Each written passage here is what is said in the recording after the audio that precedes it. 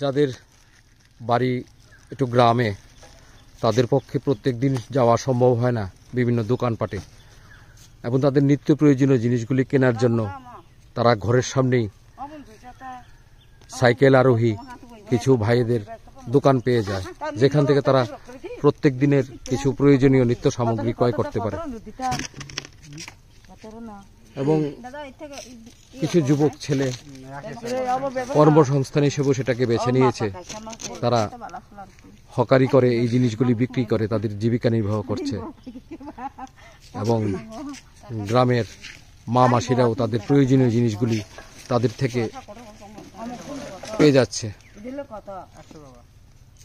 এগুলি আমাদের গ্রামের চিত্র, এটা আমাদের গ্রামের সংস্কৃতি। এখান থেকে তারা তাদের নিত্য প্রয়োজনীয় জিনিসগুলি খুব সহজেই কিস্তির বিনিময়ে অনেক সময় ক্রয় করতে পারে, যেগুলি কেনার জন্য তাদেরকে অনেক গাড়ি ভাড়া দিয়ে অনেক দূরে যেতে হতো। এখন তারা সহজেই তাদের ঘরের সামনে পেয়ে যায়।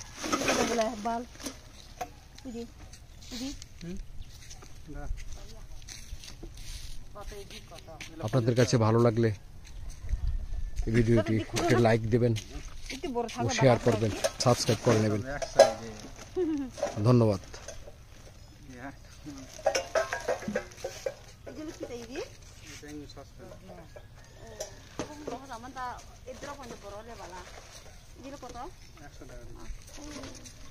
ডাং থাকলে ভালো আসলো আর কি।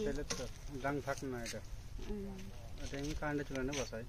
তারপর তো হ্যাঁ দিন দিন মানে শুধু শুধু ওখান জিনিস আগে তো একটু বড় সাইজ আর কি, ওখান এটা শুধু শুধু সবজি এটা এমনি চাওয়া না একটু বড় লাগে আর কি।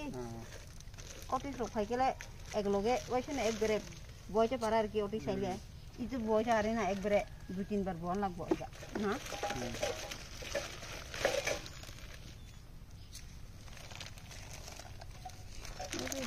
তাই না, একটু বড় সাইজ চাইতেছে কি? বড় সাইজ একই সাইজ আছে।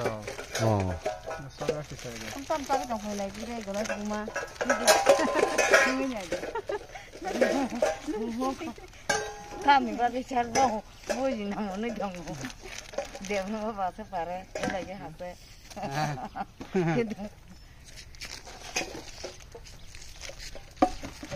দেখুন ছোট্ট একটা সাইকেলের মধ্যে কত জিনিস আছে সাজানো।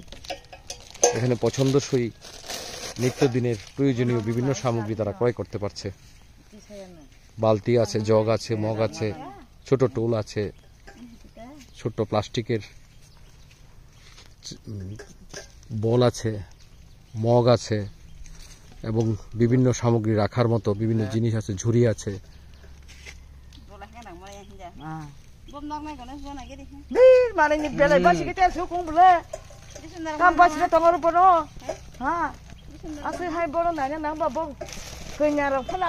আমাদের ত্রিপুরার একটি গ্রাম্য চিত্র।